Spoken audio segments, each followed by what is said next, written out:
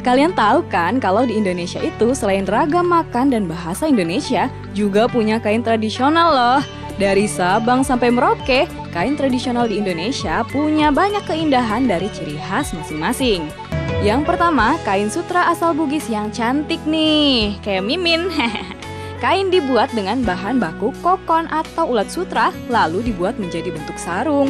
Dulunya, sarung hanya dipasangkan dengan baju bodo yang merupakan pakaian tradisional masyarakat Bugis nih. Motif kotak-kotak pada kain sebagai penanda pemakainya masih lajang atau sudah menikah loh. Motif beloreni ditandai dengan kotak kecil berwarna cerah yang biasa dikenakan wanita lajang. Sedangkan balolobang yang memiliki ukuran lebih besar berwarna merah keemasan untuk pria lajang. Kain tradisional warisan leluhur selanjutnya tenun asal Dayak nih. Kain ini memiliki artistik dan filosofi yang sangat tinggi. Maka dari itu masyarakat akan menggunakan kain apabila ada upacara besar. Motif pada kain juga nggak boleh sembarangan loh. Bahkan penenun harus mendapatkan mimpi dulu sebelum membuat tenun. Nah, motif tenun yang dibuat itulah gambaran kehidupan yang muncul di mimpi. Bahkan ada pantangan bagi orang yang sedang berduka cita nih. Gak boleh membuat tenun karena dipercaya akan ada kesialan yang menimpa. Wah, gak boleh menenun sembarangan loh ya. Selanjutnya ada kain tenun asal Manado nih yang sudah ada dari abad ke-7 loh. Wow, udah lama juga ya. Pada zaman dulu masyarakat Manado buat busana dengan menenun dari serat kayu. Lalu di abad ke-15 sudah mulai mengenal katun dan disebut kain tenun bentenan karena nama desa asal pembuatan bentenan yang terletak di pantai timur Manado. Kain tenun bentenan dibuat dengan teknik tenun disebut muka lungsi. Teknik ini satu-satunya teknik tenun di dunia loh. Kain bentenan memiliki 7 motif nih. Motif toni lama tenun dari benang putih dan tidak berwarna. Motif tononton mata dengan tenun dengan gambar manusia. Dan pinatikan tenun dengan motif garis-garis jala dan bentuk segi 6. Nah, motif ini merupakan kain pertama yang ditenun di Minahasa loh. Dan masih ada 4 motif lainnya yang menarik. Penasaran kan? Coba deh di searching. Berikut kain tapis khas Lampung. Kain tapis berbentuk sarung yang biasa digunakan di acara adat dan pernikahan. Pada zaman dulu, kain tapis menunjukkan tingkat status sosial masyarakat. Sulaman kain tapis menggunakan emas, perak, dan sutra. Dan hanya bangsawan aja loh yang boleh punya ini. Kain tapis dibuat dengan menggunakan alat tradisional dan penyulaman dengan hasil tangan pengrajinnya langsung. Proses pembuatan kain tapis dengan lama pengerjaan waktu 1 minggu sampai 1 bulan sesuai kerumitan. Tapi kain ini hampir punah karena jarang yang menjadi pengrajin nih.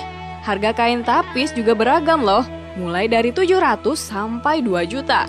Wow, banyak banget itu duitnya.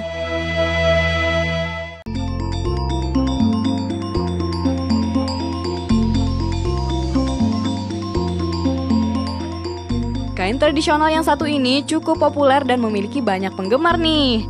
Dan kain geringsing asal Pulau Dewata Bali ini diakui dunia loh kerumitannya. Bahkan proses pewarnaan kain tenun ini dapat memakan waktu berbulan-bulan hingga lebih dari 1 tahun loh. Karena melalui 3 kali proses pewarnaan. Dan pewarnaannya juga menggunakan bahan alami. Proses pembuatan kain geringsing ini dari awal sampai akhir hanya menggunakan tangan. Bahkan benangnya pun dipintal dengan tradisional dengan bahan baju kapas biji 1 yang hanya tumbuh di Pulau Nusa Penida loh. Ada yang istimewa nih dari kain ini, semakin lama disimpan akan menghasilkan warna yang menarik juga. Jadi gak heran ya harga kain geringsing ini mencapai 700.000 hingga puluhan juta rupiah loh. Wajar aja sih karena pembuatannya juga rumit dan lama. Hayo, siapa kira-kira yang pasangannya rumit nih?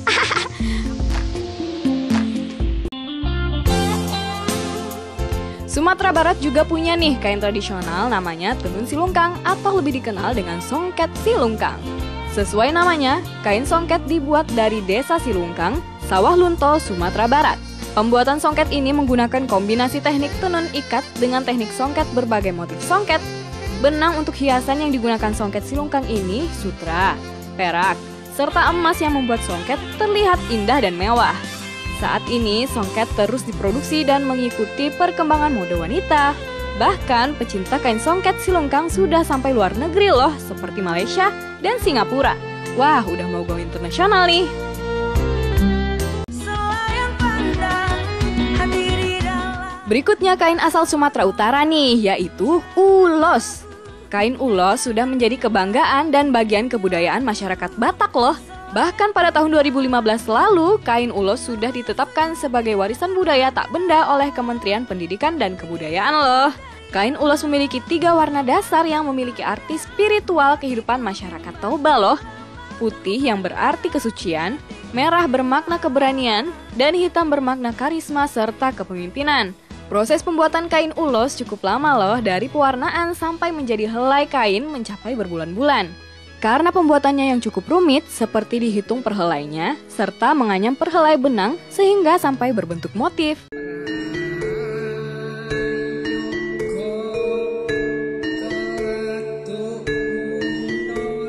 Selanjutnya, kain tenun lurik nih, asal Jawa Tengah. Lurikan matamu, beda ya, sorry.